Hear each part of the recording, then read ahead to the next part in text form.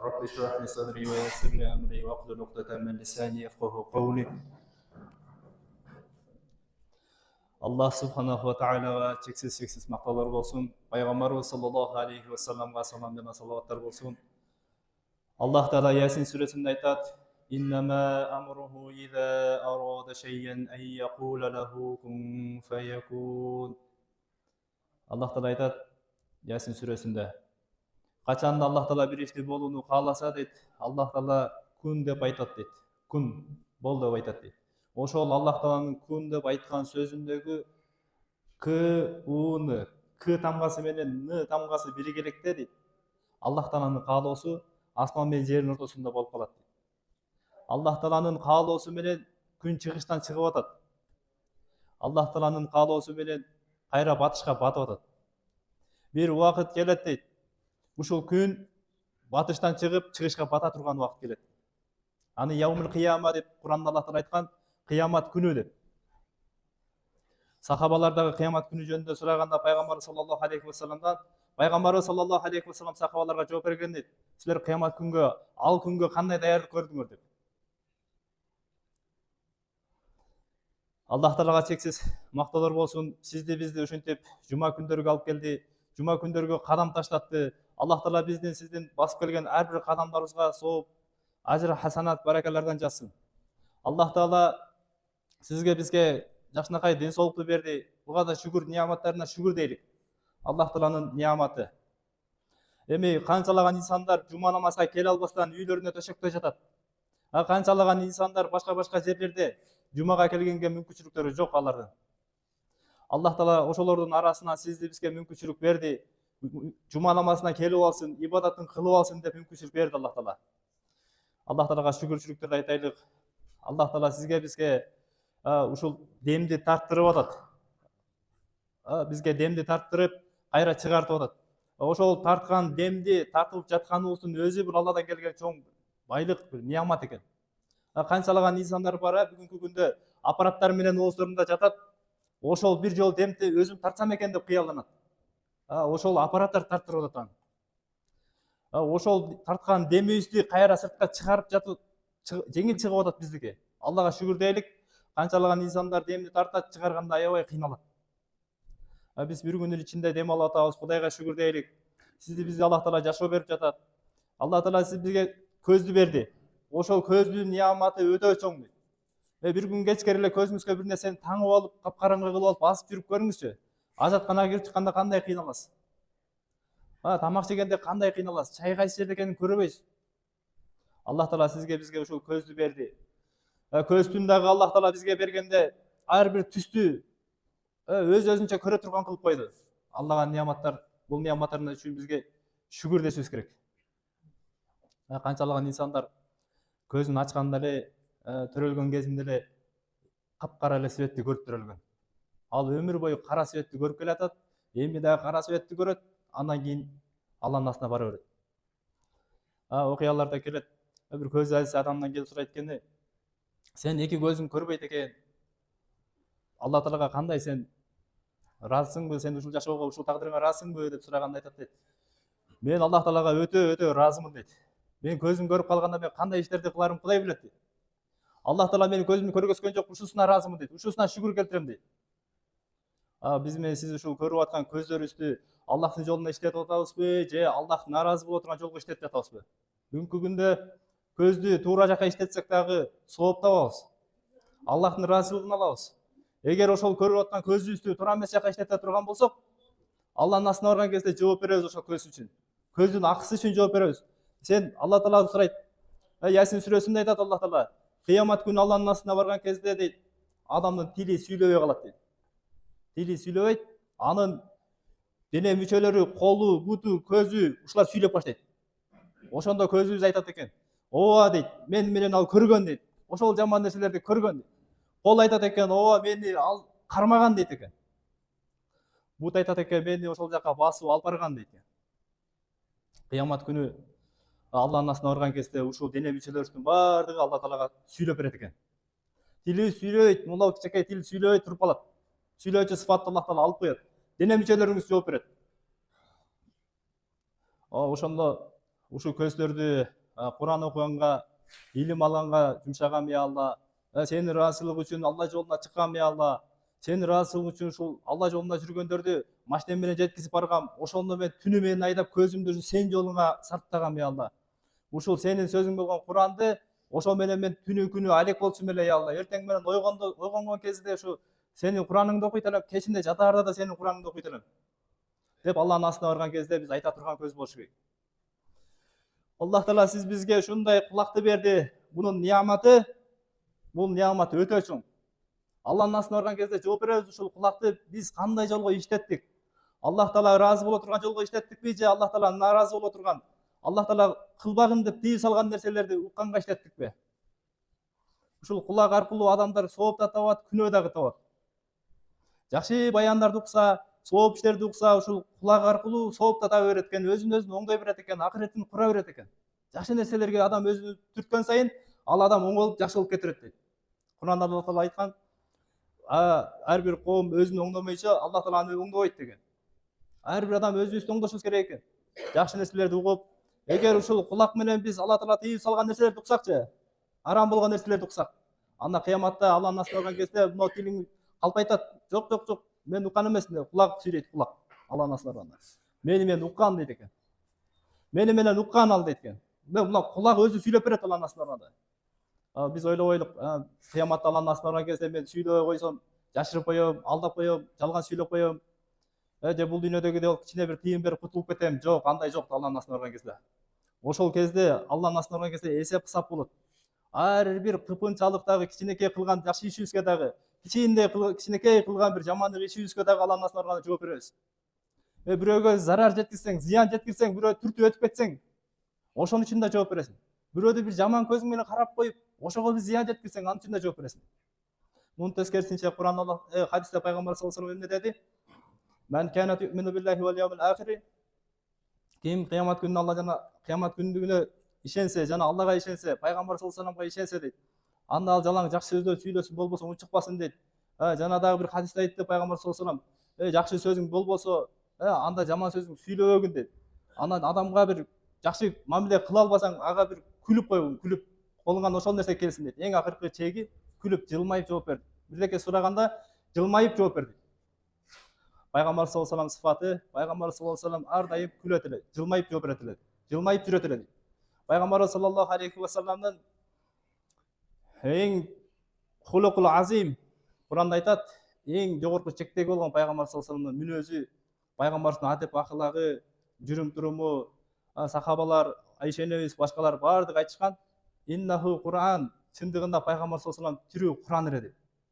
Биз менен сизге кандай жашашты үйрөтүп кетти пайгамбар саллаллаху алейхи ва саллям.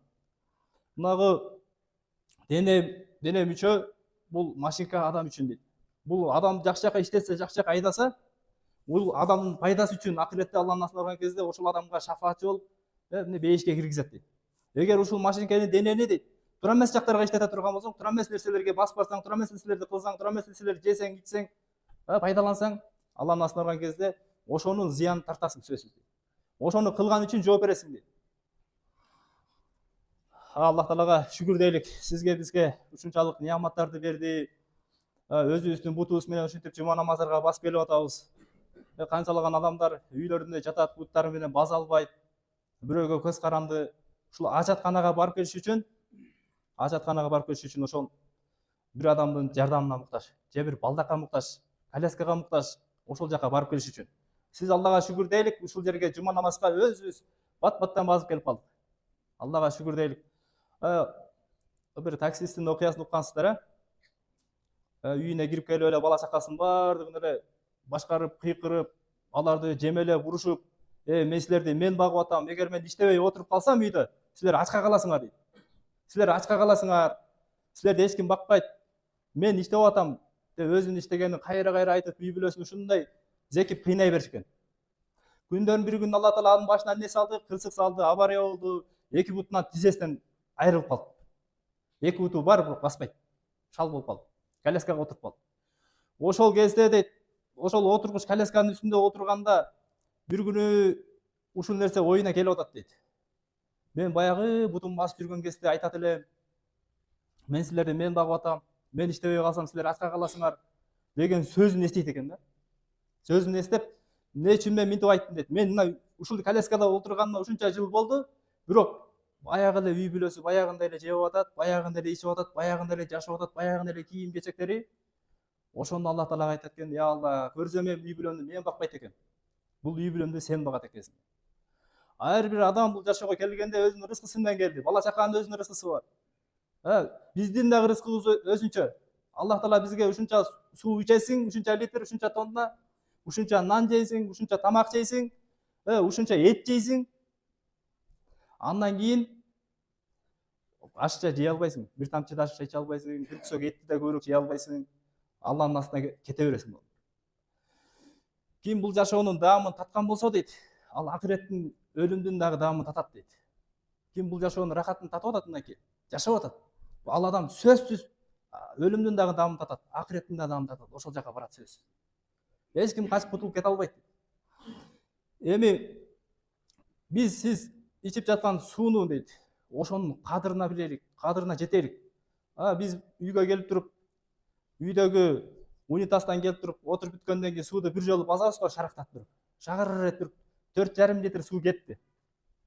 4,5 литр суу менен сиздин ажас кетти. Бир жолу басканда кетсе кетти, кетпесе экинчи жолу дагы бастыңыз. 9 литр суу кетти.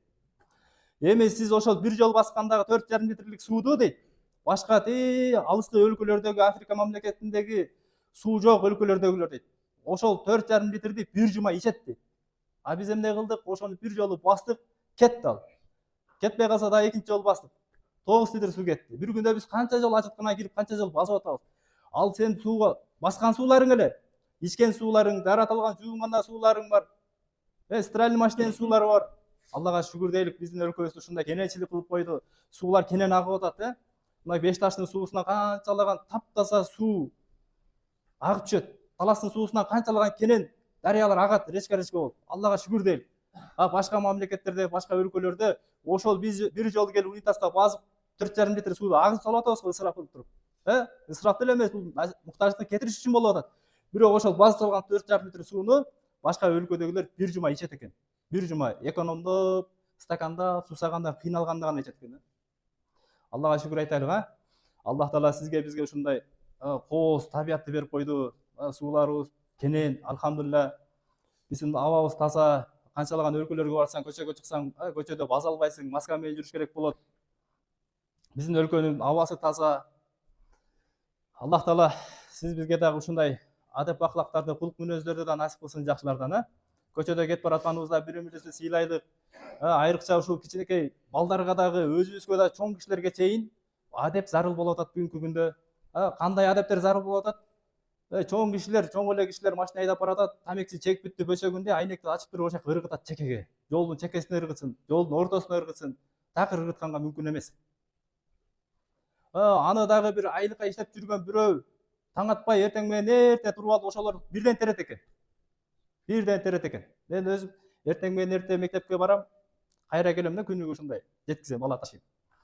Анан жолдо көрөсүң ушул жерде жана эртең менен эрте аялдар, кишилер, могу базардын жанында бир нерсе менен кармагыч менен кармап ошол капка салып толтуруп аткан. Күнүгө ошо кап мусоркалар чыгат. Анын баары эмнеден? Тамекинин коробкасы, бөчөгү, насвайдын идиштери, башка. Сокту ичкенден кийин ошол баклажканы сатып алып атканда магазинде канча акчаны берип сатып аласыз ошол сокту. Ошол сатып алып атканда кандай ичиндеги сууду ичкиң келип, аны кызыганып, досум көрүп калбасын деп бекитип, машинеңе салып ичип, ошондой кыласың ушул сууну. Бирок ошол баклажка ичип бүткөндөн кийин баклажка эмне болуп калат сага? Татыксыз урматыйга, аны алып барып мусоркага салып коюш кереги жок. Аны ыргытып жиберип, айнекти ачып туруп. Же эч ким көрбөй турса монтип чекеге чытап коюп. Жок. Биз ошол хадисте пайгамбар саллаллаху алейхи ва саллям айтат: "Ан-назафату минал иман", тазалык бул имандан дейт. Ар дайым өзүбүздү таза кармайлык, ошол жашап аткан айлана чөйрөбүздү таза кармайлык, өзүбүздүн жүрүп күнүгө колдонуп аткан нерселерибизди таза кармайлык. Жана дагы машина айдап баратканда өзүбүздүн адептер зарыл болуп атат бүгүнкү күндө. Аркага берип чыга албай жатсаң, катар машиналар өтүп атат, деги чыгарбайт да. Эгер ошонун ордуна өзүңүздү коюп көрүңүзчү. Өзүңүз чыга албай суранып атасыз, токтоп койчу, мен чыгып кетейин. Жок, токтобой атат. Чоң машинасында, кичинекей машинасында баардыгы өтүп кетип атат. Не болосуз, кандай кыжалат болосуз? Токтоп койсо болот эле го, мен чыгып кетсем болот эле го деп ичиңизден ушундай тиленесиз. Эми кээде ошол сиздин башыңызга түшүп келет да, сиз да ошентип токтоп коюп, анан тигини чыгарып жиберип, андан кийин өтсөңүз, тигил адам сизге рахматын айтат, аварийкасын күйгүзүп, рахматын, ыраазылыгын билдирет. Ошондо тигил адам ичинде ушунчалык сүйүнөт экен да. Ошол сүйүнүч дагы сооп болот башка адамга. Башка адамга бир кичинекей эле болгон нерсе, кызмат Аллахтын ыраазылыгын табып коюшка жетиштүү дейт да. Кичинекей эле адамдын ыраазычылыгын албайчылык дейт, адамдын өсүп өнүгүшүнө, даражасын көтөрүшүнө себепчи болот дейт. Кичинекей эле кызмат менен дейт. Өткөзүп кой, чыдап кой, сигнал баспай күтүп тур. Эң жакшы айдоочу дейт, эрежелер бар айдоочулардын арасында. Эң жакшы айдоочу ушул жанагы сигналды баспаган, ипилдетпеген себеби жок. Ошол дейт. Эң жакшы айдоочу. Карап туруп көрүп атасыз астында акыбалды. Болбой эле басып атасыз. Болбойт экен, сабыр кылып чыдап коюш керек экен. Анын тескерисинде эле ошол адам, астында турган адам эмне болду? Байкуштун машинеси бузулуп калды, жүрбөй жатат, от албай атат. Ал деле тургузу келбей атат, жолду тосуп тургузу келбей атат. Ал деле баштап атат, ал деле ошол нерсени сезип атат. Тоспой эле коеюн деп атат, аракет кылып атат, жүрбөй атат машинасы. Аркасынан 3-4 машинанын аркасына туруп алган, сигналды басып атат, кач. Мен шашып атам. Астында машиналар пробка болуп калды. Ага ким күнөөлүү? Ошондой учурларда сабыр кылып чыдап коюш керек. Баягы адам машинесин жүргүзүп көрөт, жүрбөсө түртөт, бирдекесин кылат, чыдап коюш керек. Анан башка эле дагы бир айдоочулар бар да, ошол жолдун ортосуна токтоп алып, шашпай каптарды бирден ташып, коробкаларды бирден салып, анан кийин жолдордун баары тиякта сигнал болуп, мынтип кыйгаштап өткөп атыр, кой мен теңелбей эле коеюн, ушпай эле коеюн, сигнал баспай эле коеюн, сабыр кылып коеюн, чыдап коеюн, өткөп атыр да, мисалы, көп машиналар. Ошол адамга эмне болот десе, ал адамга зулумдуктун күнөөсү жазылат, кыянаттыктын күнөөсү жазылат, элдин жолун бууп аткандын күнөөсү жазылат. Элдин жолуну атайлап туруп тосуп атат. Кыяматта жооп берет, ошонун ичинде канчалык адамдар убактысыз кетип атат. Бул убакыт эң чоң адам үчүн эң чоң капитал ошол да. Эң чоң адам үчүн ошол убактысын экономдоп, ошол маалда бар иштеш керек эле, же үй бүлөсүнө жетип барыш керек эле, же бир акча табыш керек эле, же эс алыш керек эле үйүнө жетип, же балким бирөө туалет кыстап баратат мисалы. Ошондой мүмкүнчүлүктөр болсо, тигил адам эмне кылып атат? Атайын кыянат кылып, астын тосуп алып, коробкасын ташып жүрөт. Болбойт. Алланын астына барганда ошол үчүн жооп берет. Бул кыянат күнөө табат дейт. Ошондуктан эч качан себеби жок жолду тоспошубуз керек. Ар дайым ачып, адамдарга пайда бериш керек. Пайгамбар саллаллаху алейхи вассалам ошо жол тосуу боюнча эмне деген хадисте айткан? Эгер силер дейт жолдо бир кичинекей зымды көрсөңөр, ташты көрсөңөр дагы жолдон ачып коюу бул имандын эң төмөнкү даражасы деген хадисте айткан пайгамбар саллаллаху алейхи вассалам. Ошол жолдогу бир кичинекей зымды көрсөңүз дагы чекеге алып коюңуз. Ошол жерге кичинекей бала караңгыда басып барат, чалынып кулап калбасын. Же чоң аксакал кулап калбасын. Ошо кирпичти көрдүңүз, чекеге ташты көрдүңүз, чекеге жылдырып койсоңуз, ашууларда кетип баратасың, чоң таштар кулап калган, адамдар быйта өтүп кетип атат. Ана жактан бирөө зрениясы начарыраак адам келсе эмне болот? Көрбөй калып сүзүп кетет. Ал адамдын машинеси зыянга учурайт, ал адамдын ден соолугу зыянга учурайт. Адамдын жаны кетет ошол жерде авария болуп кетсе.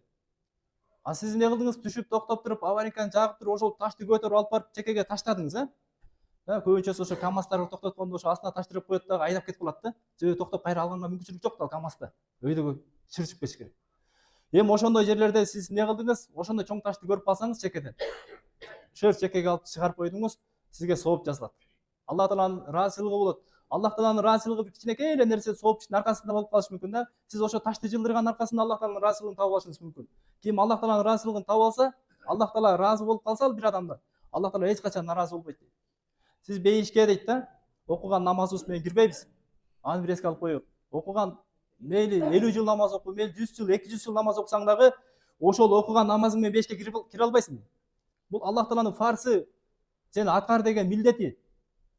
Сен бейишке ошол Аллахтын ыраазычылыгы менен киресиң. Ыраазычылыгы менен. Бул фарсты аткарбай койсоң күнөөсү өтө чоң. Бул нерсе менен бейишке кирип кете албайбыз, фарс менен, намаз менен. Биз ошол Аллахтын ыраазычылыгы менен бейишке кирип кетебиз. Мисалы үчүн, муну тура эмес үчүн болбош керек. Фарс ибадаттарды кылбай деле Алланын ыраазычылыгын таап бейишке кирип кеткем жок. Фарс ибадатты кылбаган үчүн өтө чоң сурак бересиң, жооп бересиң. Ал нерсе өзүнчө тема. Бирок Аллахтын ыраазычылыгы үчүн сен кичинекей ташты чекеге алып койсоң, канча адамдарга жардам берсең, ошонун сообун ала бересиң. Аллах Таала ошол нерсени ыраазы болуп калса, Аллах Тааланын сыйлыгына татыктуу болосуң иншалла. Же бир кичинекей булактын көзү акпай жатса, ошону ачып койсоң, ошол жерден канчалаган жаныбарлар келип суу ичет, адамдар суу ичет, ошонун сообунун баардыгы сизге жазыла берет кыяматка чейин. Ошол жерде канчалаган адамдар пайдаланса, же бир жолдо тешиктер, чуңкурлар турса, ошол жерге алып келип бир кум төгүп койсоңуз же топурак төгүп койсоңуз, ошол жерге караңгыда кетип бараткан адамдар кирип кетпей турган белги коюп койсоңуз, ошонун сообунун баары сизге жазыла берет. Пайгамбар саллаллаху алейхи вассалам айткан, жолуңдогон сооп, ибадат, садака жария, ошол садаканын сообу эч качан үзүлбөй жете берет экен. Ошого ар дайым пайгамбар саллаллаху алейхи вассалам хадисте айткандай, өзүбүзгө каалаган жакшылыкты, бактылуулукту башка бир мусулман бир туугандарга каалайлык иншалла. Ал-вакт касайфун иллам якта актаука. Убакыт бул кылычка окшош дейт мисал. Эгер сен ошол убакытты кезбесең, убакыт сени кесет дейт. Бул деген кандай? Бир кичинекей бала элек баардыгыбыз эле мектепте окуйт элек, кичинекей болдук, мектепти бүттүк. 1 жашта бирди карасак 10го чыктык, 20га чыктык, үйлөнөм деп аракет кылдык, үйлөндүк. Бала чакалуу болдук. Андан кийин мынакей 30га чыктык, 40га чыктык. Анан барып 50ге чыктык, анан 60га, 70ге чыктык. Анан кийин Алла Таала жазып койгон ажал ла юахару, эч качан кечиктирилбейт. Эч качан унутуп да калбайт ажал бизди. Ошол айтылган убактысында 12 ай бар го, январь, февраль, март, апрель деген. Ошол айлардын бирөөсүндө биздин өлө турган күнүбүз жазылган календарда, белгилендирилген. Бул нерсени баардыгы мойнуна алыш керек да. Мусулмандын мисалы кандай десе, ал өлүмдү укканда Аллага даяр болгон адам дейт. Ал Алла Таалага Роббисин жолугушун кубанат дейт. Ал эми мунафыктын мисалы кандай десе, ал Алла Таалага күнөөлөрдү кылып жүрөт, ал коркот дейт Аллага жолуккандан. Алла Таала да ал адамга жолуккусу келбейт дейт. Ошого ошол жерде жазылган бир убакыт бар. Ошол убакыт, ошол дата келгенде адам жан таслим болот дейт. Алланын астына узайт. Ошол өлүм убактысы келгенге чейин сизге, бизге ушунчалык имтихан убакыт, сыноо убакыт берилген. Ошол сыноо убакыттарыбызды туура пайдаланышыбыз керек. Мынакей бүгүн кече күнкү өтүп кеткен күн өтүп кетти, ал бүгүн кайра алып келе албайбыз. Канча миллиардтаган акча берсең дагы кайра ошо кечеки күнүңдү сатып ала албайсың. Ал кечеки күнүң кетти уже. Ошол ар бир күн сайын, ар бир минута сайын Аллага жакындап атабыз. Аллага жакындап атабыз. Аллага жакындаганда биз эмне кылышыбыз керек? Аллах Тааланын айткан нерселерин толук аткарышыбыз керек. Аллах Таала бизде Куранда кайсы нерселерди кылгын деп буйруду, кайсы нерселерди кылбагын деп айтты. Ошол нерселерди кылба дегенин 100% кылбаш керек, кыл деген 100% кылыш керек. Куранда Аллах Таала бизге эмне деп айтты?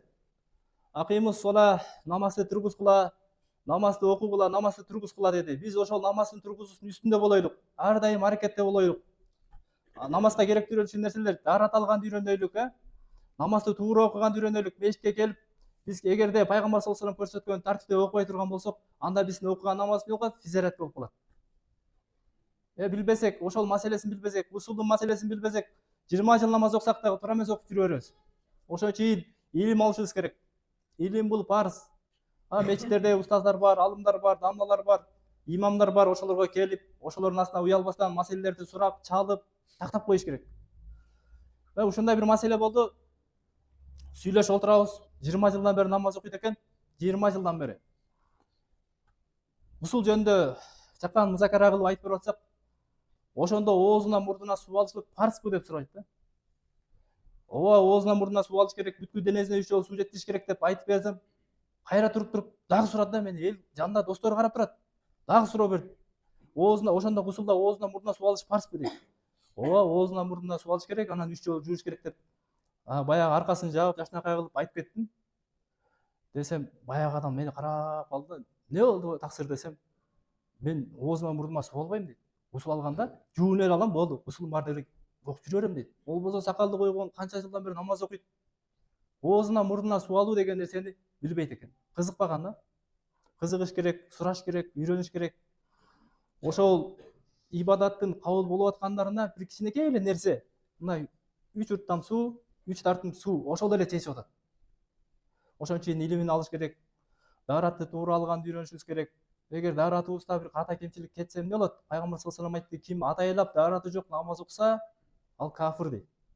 Хадисте бар, ким атайлап даараты жок намаз окуса, ал кафир дейт. Эми дааратты туура алганды билишибиз керек экен да. Бутуңду жуубай койсоң, колуңду жуубай койсоң, бетиңди жуубай койсоң, мас тартпай койсоң, дааратың толуп болобу? Болбой калат. Ошон үчүн дааратты туура толук алыш керек. Анан кийин Алла Таалага келген намазда туруу эрежесин үйрөнүшүбүз керек да. Ошо кулак каккандан баштап эмнени айтабыз? Алхамдулиллахи роббил аламин деп канча жылдан бeri намаз окуп келе атабыз, бирок ушул сөздүн маанисин билбейбиз. Ошол сөздөрдүн маанилерин жаттап алайлык. Намаз 8ге бөлүнөт, 4-өө кыла турган намаз, 4-өө кылбай турган намаздар. 4-өө кыла турган кайсы? Фарз, важип, сүннөт, мустахаб, кылбай турган харам, макрух, мубах, мусит. Ошол 2 рекеттүү намазда 250 маселе келип чыгат. Ошол маселенин ичинде сиз так билишиңиз керек да. Маселесин билишиңиз керек. Намаз окуган кезинде Алланын астында кулчулук кылып турасың, башыңды бир аз ылдый кылып, Алладан коркуп, Алладан тиленип, "Я Алла, мен намазымды кабыл кыла көрчү. Сага гана кайрылам, ияка набуду, ияка настаин. Сага гана кайрылып, сенден гана жардам сурайм. Эхнен сыротал мустаким, бизди туура жолго баштачы, туура эмес жолдон өзүң алыстатчы" деп намаз ичинде дуа кылып тиленип атабыз Алла Тааладан. Андан кийин ар бир кичинекей зам сүрө кошуп атабыз. Ошол зам сүрөлөрдүн маанилерин билип алайлык. Дуа кылып атабыз намаз бүткөндөн кийин, "Я Алла, мага буну бер, мага тигини бер" деп дуа кылып атабыз. Ошол дуаларыбыздын маанисин билип алайлык. Кызыгайлык кичинекей нерсе биз канча жылдан бери айтып жүрөбүз. Ошол сөздөрдүн маанилерин жаттап алайлык. Эгер ким ушул арабча сөздөрдүн маанисин билбесе дуалардын, анда кыргызча эле дуа кылсын: "Я Алла, мага бул дүйнөнүн акыреттин жакшылыктарын берчи. Мен окуган намаздарымды кабыл кылчы, ибадаттарымды кабыл кылчы, үй бүлөмө, бала чакама хидаят берчи. Туура жолго салчы бизди, Я Алла, адашуудан алыс кылчы" деп ушундай бир жакшы дуаларды кыла берели кыргыз тилинде эле. Аллах Таала баарын билип турат. Эми ким хадис айтат, ким бир дин иштери менен алек болуп, илим менен алек болуп жүрүп, Аллах Тааладан сурай турган убактында сурай албай калса дейт, Аллах Таала ал адамга дейт сурагандардын берген нерсесинен да жакшыраак болгон нерсени берет дейт Аллах Таала. Ал илим менен алек болуп атат, сабак берип атат бул жерде устаз. Же болбосо бир машина айдап баратат, бирөөлөр таш баратат, соопчулук иш. Биз ойлойбуз, эмне дин жолундагылар ташыса эле сооп болот. Жок. Мына базарга ташыганда, адамдар ташыгандар да сооптап берет. Эгерде ниети түз болсо. Эртең менен чыгып аткан кезде, "Я Алла, мен сенин ыраазычылыгың үчүн ушул адамдарды ташыймын. Сен менден ыраазы болгун" десе, ал адам эмне болот? Аллахтын ыраазычылыгын да табат, сооп дагы табат, акча да табат. Ал өзүнө пайда таап келет да. Эгер эртең менен чыгып аткан кезде ушу ниетин түздөбөй эле, "Кой, мен бүгүн иштеп келейин, акча таап келейин" эле бат-баттан келип машинесин жүргүзүп алып айдаган бойдон кетсе, ал эмне болот? Акча таап келет, бирок сооп таап келбейт. Ошого эртең менен чыгып атканда айдоочулар Аллага таянып, таваккал кылып чыгышыбыз керек. "Я Алла, бүгүн жолумду ушундай ийгиликтүү кылгын, жакшы иштейлин, өйдө кырсыктан алыс болоюн". Мисалы үчүн узакка каттаган кишилер бар да, Бишкекке каттаган, Москвага каттаган. Ошолордун "Я Алла, жолумду ачык кыл" деп ошо Аллага эртең менен таянып алайлык. Мал баккандар да Аллага дуа кылып таянайлык. "Я Алла, мен ошо багып аткан нерсемди берекелүү кыл. Ошол нерсемден мага пайда арттыр. Ошол нерсени ар кандай өйдө кырсыктан, өлүм житимден такта" деп дуа кылайлык. Не кылып, мугалимдерге кандай кылыш керек? Эртең менен чыгып, жумушуна, мектебине кетип атат, садигине кетип атат, университетке кетип атат, мисалы үчүн, медресеге кетип атат устаздар. Булар чыгып атканда, үйүнө чыгып атканда ниетин түзөсүн. "Я Алла, мен бүгүн сенин ыраазычылыгың үчүн ушунча сабак берем балдарга. Ошолорго мен ушул жакшы нерселерди үйрөтөйүн. Алардын акыретини курайын. Ошолорго мен ушун жазганды үйрөтөйүн, окуганды үйрөтөйүн, тамганды үйрөтөйүн" деп бир Алланын ыраазычылыгы үчүн дуа кылып, ниет кылып чыкса, анда Аллах Таала ошого сооп берет экен иншалла. Жок, тескерисинче чыгып атканда мен бар акча таап келейин деп ошол ниетте чыгып кетсе, ал акча таап келет, ал иштеп келет, ал айлыгын алат, бирок сооп албайт экен. Ошого ар бирибиз ушул кылып аткан ишибизде адилеттүүлүк болойлук, так болойлук, эч кимди алдабайлык. Пайгамбарыбыз саллаллаху алейхи ва саллям хадисте айтканы, силер эгерде алма тартып берип атсаңар, таразага алма тартып берип атсаңар дагы таразанын чаңын арчып туруп, анан алманы коюп тартып бергиле деген. Ошол чаңы дагы салмак кошуп калбасын таразага деген. Бүгүнкү күндө эмне кылат? Картошка сатсак, ошол топурагы менен тымой салба, пияздын кабыгы менен болсо арчып, калыңыраак болот, капустанын кабыгы менен тура берсин депчи. Жок. Арчырсың. Ошол адам пайдалана тургандай деңгээлде болуп турсун, таза болуп турсун. Картошкаңыз да таза болуп турсун. Топурагынан таза түшүрүп, анан кийин каптаңыз, сорттоңуз. Чирик-бириктерин алып салыңыз. Ошол адам сизден кызылдай акчага алып атабы? Ошол адам алганда картошкаңызды сизге батасын бере турган болсун. Мынакей ушул сиздин эгиниңиз кенен болот. Сиздин талаңызга жамгыр Алла Таала берекелүү кылып жаадырат. Сиздин эгиниңиздин бар жыйнагандан кийин сизге машиналар кенен чыгат. Очерет кенен чийет сизге. Ошол комбайндар кенен чыгат. Сиз эмне кылып атасыз? Үшүрүнү берип атасыз, элди алдабай жатасыз. Сизге Аллах Таалам жеңилчилик берет бул жагынан. Ошол биз мөмө жемиштерден пайда көрүп атабыз. Аллах Таала бизге берип атат. Ошол бизге берип аткан нерселерде, алмаларда мисалы үчүн, ошол башка жетим жесир кедей кембагалдардын да акысы бар экендигин эч качан унутпайлык. Ошол кедей кембагалдын дагы ошо сиздин бир түк алмаңызда канча 500 үчтүк алмаңыз болсо ошо 500 үчтүк алмадын бир канча үчтүгүн ошол кедей жетим жесирлер жеш керек. Ошолорго алып барып беришиңиз керек, милдет. Үшүр деп коет муну, билесиздер, а? Ошор деген 1/10 берилет ажыратылып шарият боюнча. Алып барып бериңиз ошолорго. Эшигин такылдатып бериңиз. Өзүңүз бергенден уялып атсаңыз не? Башка эле тааныбаган кишини жөнөтүңүз, эмне? Могул алып бара тетиги жерде эшикте такылдат, ошол жерде бирөө чыгат, ошого бер. Болду, ошентип берип коюңуз. Ошентип бериш керек. Пайгамбар саллаллаху алейхи вассалам айткандай, оң колуң берген ишти сол колуң билбей калсын дейт. Ошого ар бир кылып аткан ишибизди бир видеого тартып, элге чыгарып, мен ушул бир кедейге жардам берип атам, могу нанды жегизип атам, могу акчаны берип атам дебей, ошол кылып аткан иштерибизди Аллахтын ыраазычылыгы үчүн Алла билсе болду. Болду. Унутуп коюңуз, кылган жакшылык иштерин эмне кылат мусулман? Унутуп коет. Мунафык эмне кылат? Анын баарын сактап жүрөт. Эртеңки күнү болсо айтат: сен менин тоюма ушундай болуп келгенсиң. Мен сенин тоюңа монча кошумча кошуп баргам, сен мага болсо мынча менен келдиң депчи. Эсептешип отурат экен да. Жок, Алла ыраазычылыгы үчүн бериңиз. Тойго барсаңыз дагы сонун жүрөгүңүздөн чыккан нерсени бериңиз. Кедей кембагалдарга дагы, муктаждарга дагы ошол ар дайым иншалла жардам берип Алла таала насип кылсын, иншалла.